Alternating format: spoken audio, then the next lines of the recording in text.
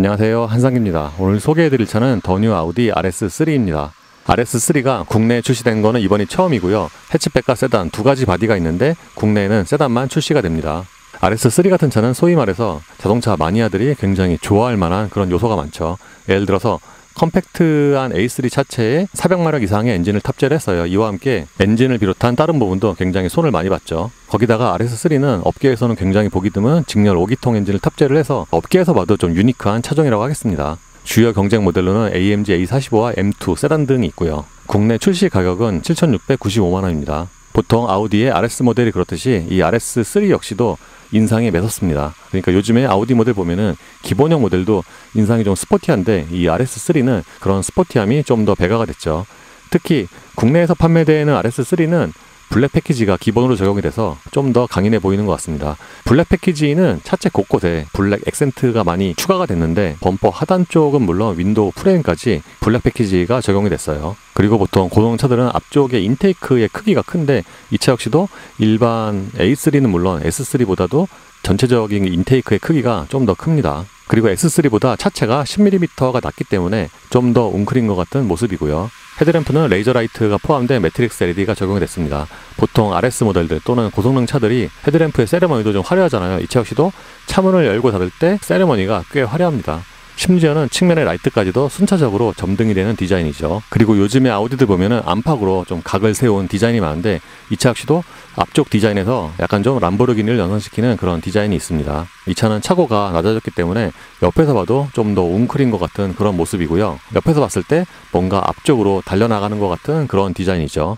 그리고 보통 이런 차들은 해치백 디자인이 좀 더 측면에서 봐도 예쁘긴 한데 이 차는 세단이지만 측면 모습도 꽤 괜찮은 것 같아요. 고성차들은 열이 좀 많이 나잖아요. 그렇다 보니까 앞바퀴 뒤 측면의 팬더에도 공기 배출구가 있습니다. 이 차는 앞보다 뒤쪽이 좀 더 높이가 또는 들린 것 같은 그런 모습인데 이게 아마 스포일러 때문에 그런 것 같습니다. 트렁크 리드에 붙은 스포일러는 트렁크 일체형인데 통상적인 세단의 그 스포일러보다는 그 각이 좀 더 많이 져 있죠. 그리고 헤드램프만큼은 아니지만 테일램프에도 웰컴 세레머니가 포함이 되어 있고요. 이 차는 블랙 패키지라서 차체 곳곳에 블랙 포인트가 많은데 예를 들어서 RS3 레터링도 그렇고요. 앞뒤에 붙은 이 아우디 엠블렘도 블랙 포인트가 적용이 됐습니다. 리어 범퍼 하단 쪽에도 블랙 포인트가 적용이 되는데 그러니까 이게 통상적인 하이그로시보다는 좀 더 품질이 좋아 보이네요. 머플러의 디자인도 꽤 스포티합니다. 양쪽에 큰 구경으로 하나씩을 뽑았는데 실제로는 각 두 개씩이죠. 반면에 차의 성능 대비해서는 디퓨저의 디자인은 약간 좀 얌전한 것 같고요. 타이어는 브리지스톤의 포텐자 스포츠, 사이즈는 앞이 265에 30ZR19, 뒤가 245에 35ZR19입니다. 보통 고성차라고 해도 앞뒤 타이어가 같거나 또는 뒷타이어가 더 크거나 그런데 양산차 중에서 이렇게 앞타이어가 더 넓은 거는 처음 보는 것 같아요. 참고로 이 타이어의 트레드 웨어는 300이고요. 예, RS3의 실내는 A3와 기본적인 디자인은 동일합니다. 근데 보통 고성능차들 또는 RS 차들이 그렇듯이 전체적으로 내장재가 좀 더 스포티한, 예를 들어서 알칸타라 같은 소재가 쓰이면서 시각적으로 좀 더 스포티하죠. 차급 대비하면은 소재 같은 경우에는 꽤 좋은 편인데 예를 들어서 대시보드 같은 데 적용된 우레탄을 만져보면은 이게 상당히 좀 푹신푹신합니다. 그리고 차 크기 대비해서는 대시보드가 앞쪽으로 이렇게 쭉 뻗어 있는 편이고요. 실내는 레드 포인트가 특징인데 예를 들어서 시트 옆에도 레드 포인트가 일부분 쓰였고요. 송풍구 같은 경우도 날개 가운데 부분에 레드 포인트가 쓰였죠. 통상적인 차들과 달리 송풍구의 위치도 좀 특이한데 예를 들어서 보통은 이제 가운데 두 개가 있고 양쪽에 하나씩 있는데 이 차는 운전석에 두 개가 있고 또는 동반석에 두 개가 있고 이런 방식입니다. 그래서 운전석 쪽의 송풍구 같은 경우에는 이게 다른 차들보다 그 위치 자체가 조금 높은 편이고요. 특징 중에 하나는 대시보드의 디자인인데 통상적인 차들에 비해서 대시보드가 앞으로 좀 이렇게 튀어나와 있어요. 그래서 동반석에 앉은 사람은 무릎과 또는 공간이 간섭이 생길 수도 있겠습니다. 모니터는 10.1인치 와이드 타입이 적용이 됐습니다. 이 모니터가 메리평인데 디자인 자체는 다른 아우디들과 동일하죠. 대부분의 차들처럼 이 모니터는 운전석 쪽으로 약간 좀 기울어져 있고요. 안쪽에 있는 인터페이스는 이것도 다른 아우디와 동일한데 이 차가 RS 모델이어서 그와 관련된 메뉴가 추가됐습니다. 지금이 홈 화면이고요. 그러니까 홈 화면에 크게 세 가지 분할 화면이 나오고 페이지를 넘기면은 이렇게 큰 주요 메뉴가 나옵니다.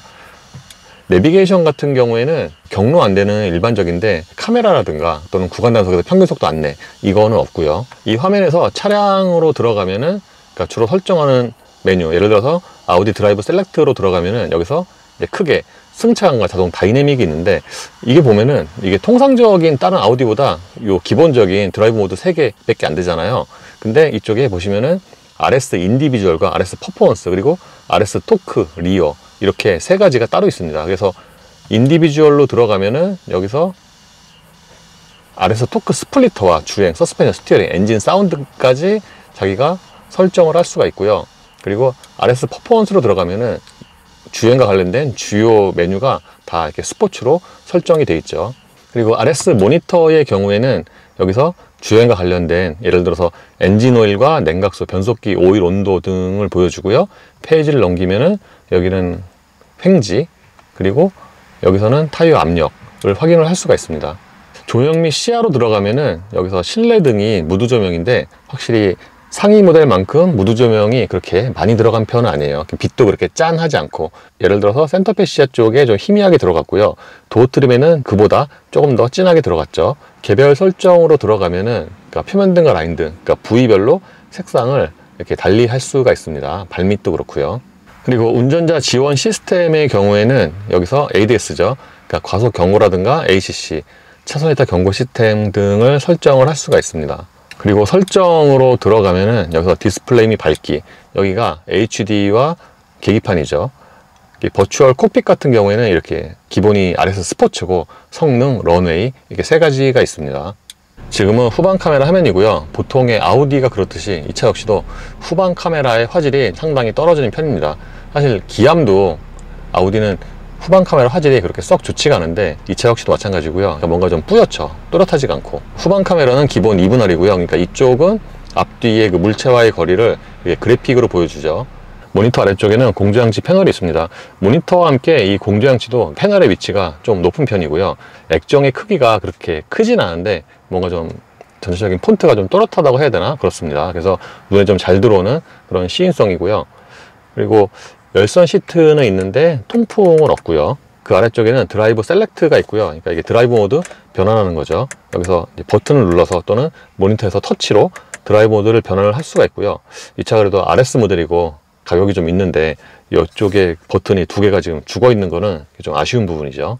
그 아래쪽에는 무선 충전 패드를 겸하는 수납 공간이 있습니다. 그러니까 이쪽에 공간 자체는 괜찮은 편이고요. 뭔가 이쪽에 뭐 커버가 있을 것 같은데 커버가 있진 않고요. 그리고 여기 안쪽에는 US 단자 C타입 2개가 있습니다. 다른 회사들처럼 아우디도 요즘에 기어 레버를 좀 작게 심플하게 가져가는 것 같아요.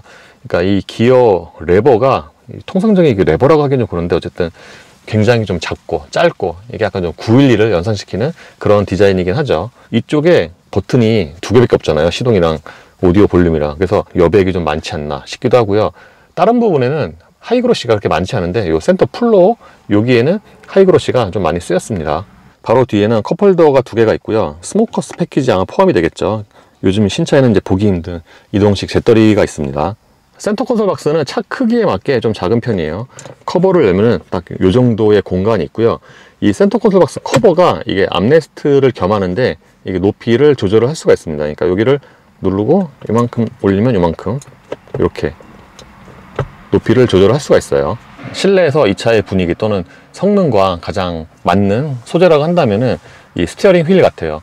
스티어링 휠이 일단 D컷이기도 하지만 여기에 알칸타라가 적용이 됐습니다. 확실히 알칸타라가 손에 잡히는 그립이 꽤 좋고요. 심지어는 두께도 좀 적당합니다. 상단에는 911 터보 S처럼 이렇게, 그건 노란색이지만 이렇게 빨간색 액센트가 있고요. 운전대 스포크에는 한 번에 RS 모드로 바꿀 수 있는 이 RS 모드 버튼이 있고요. 그리고 조절은 수동입니다. 계기판도 풀 디지털이 적용됐고요. 모니터보다 계기판이 더 커 보이네요. 그리고 이 가운데 부분에서는 이런 정보가 표시가 되고요. 그러니까 확실히 RS 모델이어서, 그러니까 RS 모델에 보통 이렇게 엔진 데이터, 출력 토크가 보여지는데, 이 차 역시 마찬가지고 뷰 버튼을 누르면은 이렇게 바뀌고, 그리고 이렇게 메뉴를 바꿀 수가 있습니다. 그러니까 이 화면에서 뷰를 누르면은 전체를 내비게이션 화면으로 띄울 수도 있고요. 그리고 이 화면에서, 그러니까 여기에 표시되는 이 정보를 선택을 할 수가 있습니다. 예를 들어서 가속 측정 또는 랩 통계 또는 랩 타임, 이렇게 선택을 할 수가 있어요. 그리고 아까 말씀을 드린 것처럼 계기판 디자인은 크게 3가지를 선택을 할 수가 있는데, 지금 보시는 게 RS 스포츠고요. 요게 RS 성능, 그리고 이게 RS 런웨이입니다. 그러니까 이 상태에서 또 설정을 누르면은 여기에 표시되어 있는 정보를 자기가 선택을 할 수가 있고요. RS3의 HUD도 다른 아우디처럼 판 자체가 그렇게 크지가 않고요. 저기에 표시되는 정보가 그렇게 많지 않습니다. 내비게이션이 연동이 되긴 하는데 이제 표시되는 정보가 그렇게 많은 편은 아니에요. 요즘에 아우디 승용차들 보면은 스티어링 칼럼 왼쪽에 이렇게 수납 공간이 있는데 이 차 역시 마찬가지입니다. 근데 다른 그 승용차보다 이게 여기 적용된 이게 용량이 작은 건 아닌데 그러니까 깊진 않네요. 실내에서는 운전대와 함께 시트가 가장 이 차의 성능을 잘 보여주는 부분이 아닌가 싶습니다. 기본적으로 이 시트가 나파 가죽이어서 옷과의 밀착성이 좋을 뿐만 아니라 몸을 잡아주는 기능성 자체도 꽤 좋습니다. 보통 이렇게 스포츠 시트는 앉으면은 타이트하다 또는 좀 작다 라는 느낌이 들 수가 있는데 이 차는 보통 체구가 큰 성인이 앉아도 충분할 것 같아요. 그리고 이 차의 성격에 맞게 시트 포지션도 꽤 낮게 내려가는 편이고요. 참고로 이 시트는 기본적인 길이가 그렇게 짧지가 않은데 앞부분을 이렇게 수동으로 연장을 할 수가 있습니다. 유리는 당연히 4개 모두 다 원터치가 적용이 됐고요. 저 대시보드처럼 이 도어 트림의 디자인도 뭔가 이렇게 딱 각이 꺾인 게 디자인 큐를 같이 하는 것 같습니다. 그리고 도어 포켓의 용량도 꽤 큰 편이고요. A3의 2열 공간이 원래 그렇게 큰 편 아니었는데 RS3는 뭔가 A3보다 전체적인 공간이 작은 것 같아요. 특히 무릎 공간. 제가 앉으면은 무릎과 앞치마 사이에 주먹이 딱 하나 정도가 들어가고요. 특히 이게 이쪽을 지금 파놔서 하나 정도가 들어가는 거지 안 그랬으면 이게 하나도 안 들어갔을 것 같은데요. 그리고 이게 시트 포지션이 좀 달라서 비슷한 사이즈라고 해도 전체적인 공간이 좀 작은 것 같습니다. 머리 공간도 이제 제가 앉으면은 헤드룸이 좀 타이트합니다. 2열의 전체적인 공간이 작은 것에 비해서 이 아래쪽의 공간은 그래도 의외로 여유가 있어요. 그러니까 신발 넣으면은 딱 이 정도는 들어갑니다. 그리고 가운데 부분도 꽤 많이 올라온 편이고요. 2열 승객을 위해서는 여기에 송풍구가 작은 게 있고 그 아래쪽에는 USB 단자 C타입 2개가 있습니다. 썬루프는 파노라마는 아닌데 일반적인 썬루프보다는 크기가 좀 있는 편입니다. 그러니까 좀 와이드 썬루프라고 해야 될 것 같아요. 근데 이 덮개는 수동이고요. 트렁크는 개폐 모드 수동인데 이게 수동도 이렇게 종류가 있어요. 이 차는 여는 거는 이 버튼을 누르면은 이렇게 이 정도까지 열리고요. 닫는 거는 이제 완전 수동이죠. RS3의 기본 트렁크 용량은 321리터고요. 보통 C 세그먼트 차들의 평균적인 수준 같고 반면에 A3 세단과 비교하면은 대략 한 100리터가 작습니다. 그리고 바닥에 커버를 들어 올리면은 여기에도 이렇게 추가적으로 수납 공간이 있고요. 보통 세단의 2열 시트 같은 경우에는 트렁크 쪽에서 릴리즈를 해제를 하는데 이 차는 2열 어깨에 있는 레버를 당기면 이렇게 접을 수가 있습니다. 그래서 해치백만큼은 아닌데 이렇게 2열 시트를 접으면 좀 더 공간을 크게 쓸 수가 있겠죠. 예, 요즘에 고성능 차들은 시동을 걸 때 그 소리가 그렇게 크진 않습니다. 성능 대비해서. 근데 이 차는 이렇게 시동을 걸 때 요 버튼 주위에서 나는 소리가 좋네요. 이렇게 배기음이 좀 살짝 큰 정도고 그리고 정차 시에는 주행 중에 비해서 엔진 소리도 그렇게 큰 편 아니고 그러니까 이 차가 400마력이 넘는 힘인데 그에 비해서 이게 정차 시에 엔진 소리라든가 또는 진동이 그렇게 크진 않습니다.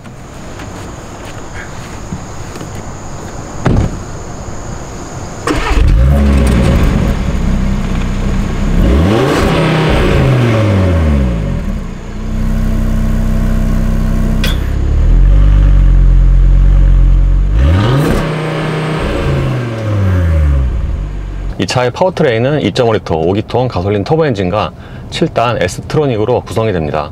기본적인 구성은 RS3가 처음 나왔을 때부터 이 차는 5기통이었죠. 그래서 지금도 계속 5기통을 유지를 하고 있고요. 다른 말로 하면은 업계에서 굉장히 유니크한 그런 차종이죠. 요즘에는 다운사이징 시대이고 그래서 8기통, 6기통도 다 뭐 4기통, 3기통으로 줄어들잖아요. 그래서 예전에도 5기통이 별로 없었는데 지금은 더더욱 없죠. 최고 출력은 407마력이고요 360마력대에서 시작을 해서 지금은 407마력까지 출력이 올라왔고 그리고 기존에 비하면은 그 토크의 그 범위 보통 토크 밴드라고 하죠. 그게 조금 더 넓어졌습니다. 요즘에 RS 차들 또는 고성능 차들 타보면은 생각보다 성능 대비해서 하체가 부드러운 경우가 많은데 예를 들어서 RS Q8 같은 차는 상당히 부드럽거든요. 그래서 승차감이 굉장히 좋습니다.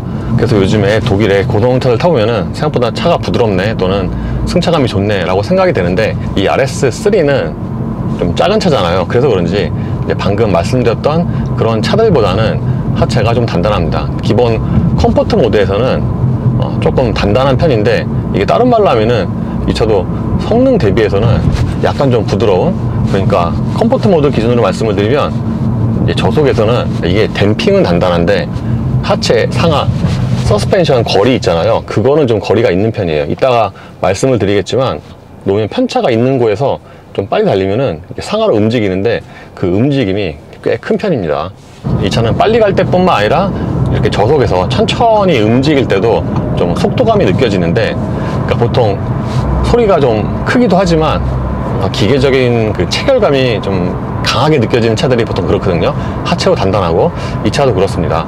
특히 저속에서 이렇게 움직이면은, 사실 요즘에 나오는 아우디의 듀얼 클러치의 경우에는 이제 초창기에 비해서 그런 꿀렁거림이라든가 또는 그 소리 있잖아요. 그게 이제 많이 줄었는데 이 RS3 같은 차는 그러니까 일반적인 승용차와 성격이 좀 다르잖아요. 그렇다 보니까 저속에서 움직일 때 약간 좀 철컹철컹 하는 소리 있잖아요. 쇳소리. 그런 소리가 좀 되게 잘 들려요.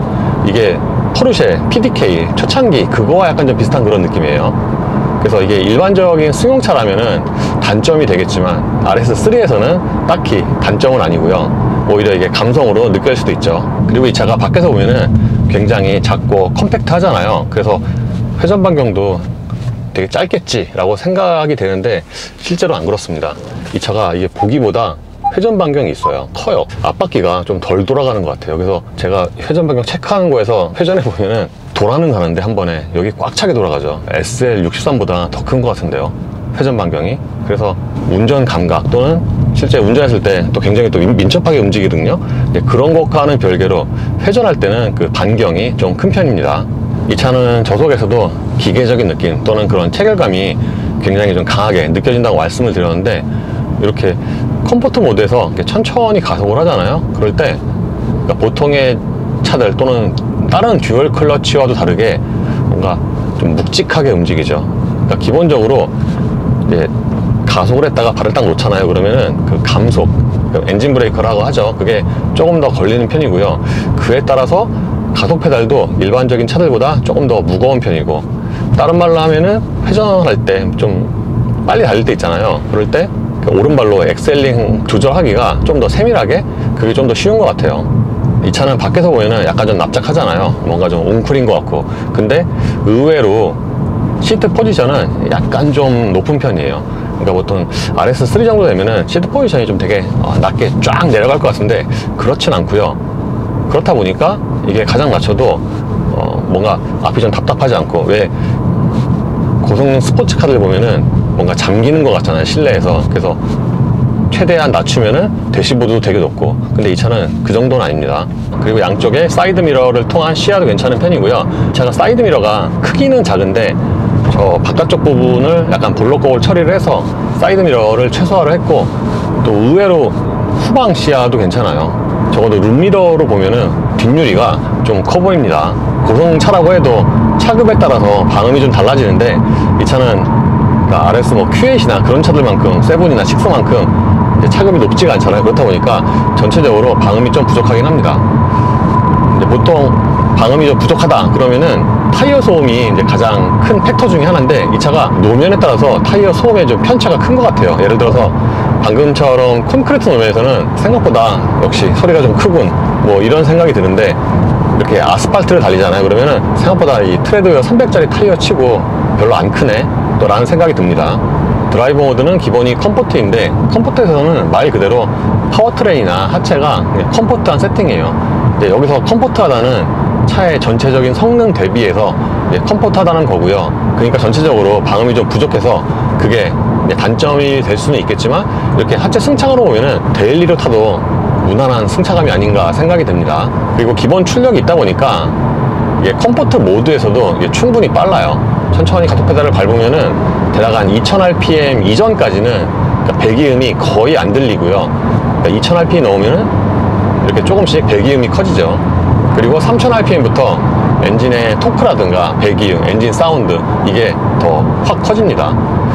이 차가 제원상 토크 밴드를 보면은 대략 한 2250rpm 그 정도부터 시작을 하는데, 실제로는 터지는 게 조금 나중에 나와요. 방금처럼 대략 한 2000rpm 정도에서 이렇게 킥다운을 하잖아요. 그러면은 한 3000rpm 될 때까지, 그러니까 부스트가 차는 시간이 좀 필요해서, 그러니까 그러니까 소위 말해서 약간 좀 터보 지체 현상이 있는데, 이거는 그러니까 엔진 배기량 대비해서 고출력을 뽑으면은 어쩔 수가 없는 것 같습니다. 근데 제가 또 배기량이 높다 보니까 CLA 45 있잖아요, 벤츠의 2.0, 그거보다는 지체 현상이 더 적고요.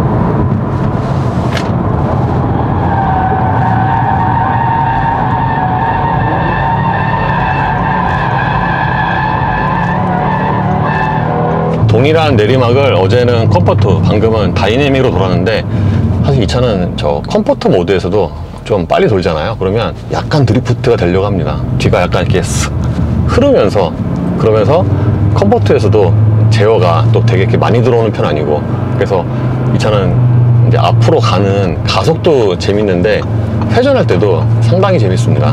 RS3가 구형에 비해서 구조적으로 달라진 것 중에 하나가 사륜인데, 기존에는 할덱스 썼잖아요. 근데 지금은 이제 마그나가 공급한 멀티플레이트 클러치를 사용을 하는데, 그게 그러니까 리호일 양쪽의 그 토크를 굉장히 능동적으로 배분을 합니다.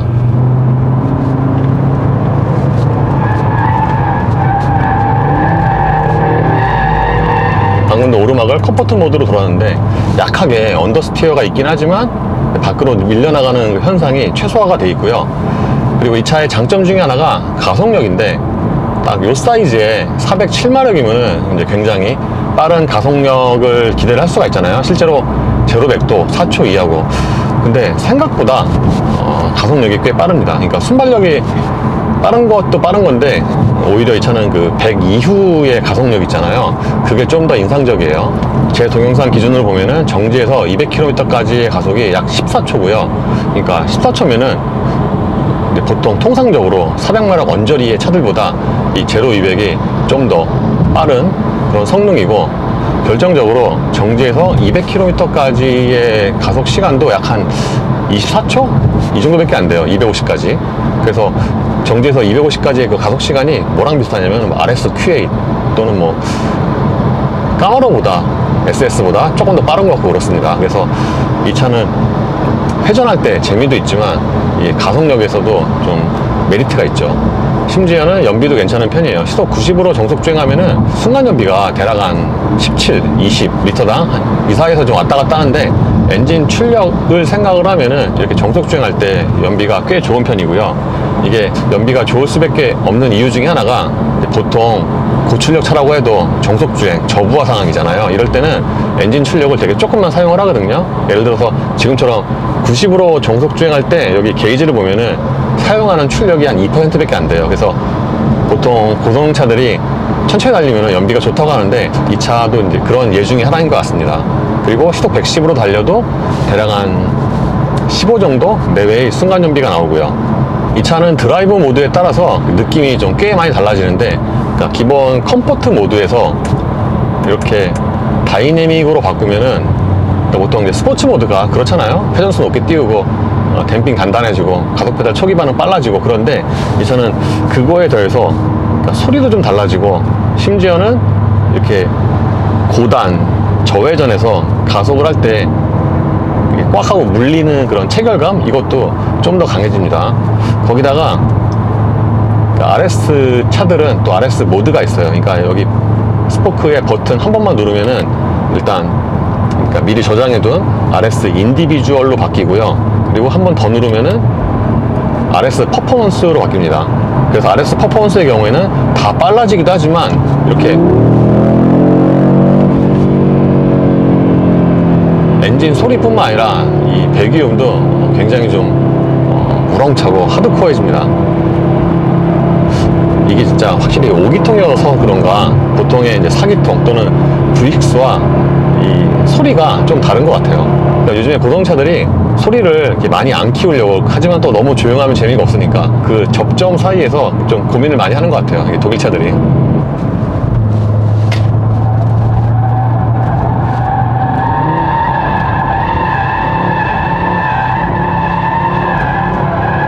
그래서 아까도 말씀을 드린 것처럼 이 차는 이렇게 유독 내리막에서 뒤가 흐르는 그런 느낌이 좀 더 강하고 재미도 좀 더 있고 뭐 그렇습니다. 그리고 이 차가 진짜 특이하게 앞바퀴가 더 넓잖아요. 그러니까 이게 공식적으로는 앞바퀴의 그립을 최대한 유지하기 위해서 이렇게 세팅을 했다고 하는데 뭔가 그래서 그런가 내리막에서 좀 더 재밌다고 해야 되나 뭐 그렇습니다. 이 차도 당연히 런치 컨트롤이 있고요. 드라이브 모드를 퍼포먼스 상태에서 왼발로 브레이크 밟고 가속 페달 끝까지 밟으면은 이렇게 레디 상태가 되는데, 이게 그 소리 자체도 되게 우렁차지만 뭔가 그 달려 나갈 때 그 느낌도 좀 다르긴 합니다. 보통 다른 브랜드도 런치 컨트롤이, 그러니까 예를 들어서 SL63도 런치 컨트롤로 달리면은 가속이 실제로 조금 더 빠르거든요. 한 1초 정도? 이 차도 그런 것 같아요. 대략 제로 200이 스포츠 모드로 달릴 때보다 한 1초 정도가 빠르고, 그렇다 보니까 그 횡가속도 한 0.1 정도 차이가 나나? 런치 컨트롤로 풀 가속을 하면은 대략 한 1G 정도까지 찍히더라고요, 순간적으로. 보통 이렇게 작은 차에 출력이 높으면은 가속을 할 때 굉장히 좀 호쾌하거든요. 이 차도 그렇습니다. 그러니까 이게 지체 현상이 조금 있긴 하지만 일단 부스트를 받으면은 자동 변속이 될 때까지 굉장히 일정하게 가속이 지속이 되고요. 심지어 이 밟을 때마다 소리도 그렇고 전체적인 거동 자체가 굉장히 경쾌해서 가속하는 자체가 이게 좀 재밌죠. 그리고 드라이브 모드를 인디비주얼이나 퍼포먼스로 바꾸면은 기본적으로 이 차가 약간 좀 단단한데 드라이브 모드마다 이게 좀 차이가 좀 뚜렷한 편이에요. 이렇게 퍼포먼스로 바꾸면은 굉장히 단단한 차들의 그런 전형적인 움직임 있잖아요. 이렇게 괜찮은 노면에서도 노면 바닥을 다 이렇게 훑고 가는, 그러니까 상하 바운싱이 좀 빨리 일어나죠. 이 차가 성능에 비해서 하체의 바운싱, 상하 거리가 좀 큰 편인데, 예를 들어서 이렇게 고저차가 있는 거에서 이렇게 떨어지잖아요. 그러면은 보통 이렇게 고동차들은 충격은 클지언정 뭔가 추스르는 그 시간은 좀 빠른데, 이 차는 저렇게 방금처럼 고저차가 있는 곳을 빠르게 지나가잖아요. 그러면 뭔가 그 몸도 막 되게 많이 움직여요. 그래서 일상에서 승차감이 되게 좋은 것과는 별개로 좀 안 좋은 노면을 이렇게 빨리 달리는 거는 약간 좀 이렇게 부담이 되더라고요. 드라이브 모드에 따라서 변속기의 반응도 보통 달라지죠. 예를 들어서 이렇게 퍼포먼스 모드에서는 이렇게 낮은 회전수로 달리다가 다운시프트 하면은 진짜 되게 순간적으로 팍 하고 떨어지죠. 그러니까 딜레이가 거의 없는. 그러니까 이럴 때 보면은 요즘에 듀얼 클러치와 자동 변속기의 그 반응 차이가 많이 줄었다고 하는데, 이렇게 스포츠 모델로 오면은 확실히 듀얼 클러치가 좀 더 메리트가 있는 것 같아요. 예, 이번에 아우디의 RS3를 처음으로 시승을 해봤습니다. 처음에 말씀을 드린 것처럼 RS3는 자동차 마니아들이 굉장히 좋아할 만한 요소가 모여있다고 해야 되나? 그렇죠. 작은 차체의 고출력은 자동차 좋아하는 사람들이 굉장히 선호하는 그런 조합인데, 이 RS3가 딱 거기에 해당이 되고요. 심지어는 또 유니크하게 5기통까지 탑재하고 있어서 골수 아우디 팬들이라면은 예전에 아우디 콰트로와 같은, 좀 많이 동떨어지긴 했지만 그런 느낌이 들 수도 있고 그렇습니다. 그래서 이 차는 기본적으로 성능도 좋지만 보통 이런 차를 사는 사람들은 또 개성도 되게 중요하잖아요. 그렇다 보니까 업계에서도 요즘에는 이제 거의 보기 힘든 5기통 심지어 고성능 차기 때문에 많지는 않겠지만 이제 소수의 사람들에게 굉장히 좀 선호될 만한 그런 차종이라고 생각이 듭니다.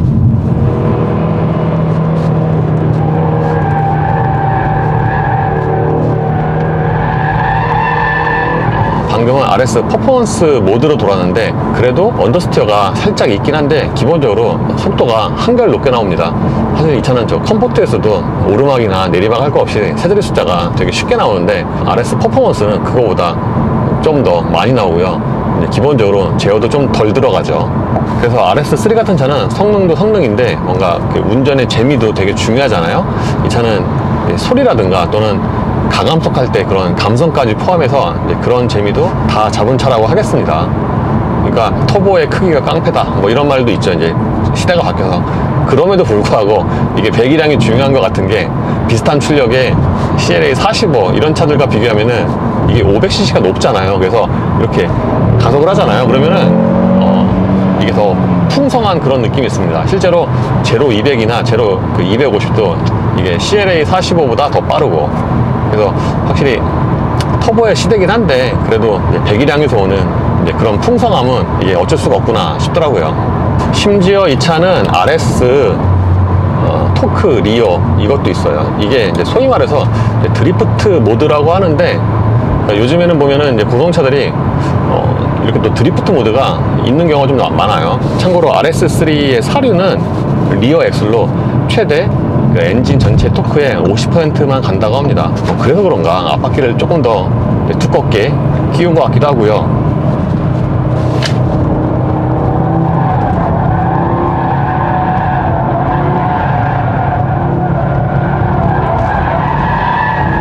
뭐라 그러죠? 크게 별다른 테크닉 없이도 드리프트 비슷한 모션이 나오네요. 그래서 RS3는 이 차의 컨셉에 맞게 1순위가 운전 재미, 성능이잖아요. 그러면은 다 만족을 하는데, 가격까지 생각을 하면 그래도 약간 좀 아쉬운 그런 편의 장비는 있죠. 예를 들어서 통풍 없고요, ACC는 있지만 차로 중앙은 없고요. 요즘에 아우디들 보면은 고성차들도 차로 중앙 있는 경우가 많은데, 이 차는 이탈 방지만 있습니다. 그래서 그런 자잘하게 편의 장비 면에서는 좀 아쉽다고 하겠습니다. 예, 이로써 더 뉴 아우디 RS3의 시승을 마치겠습니다. 감사합니다.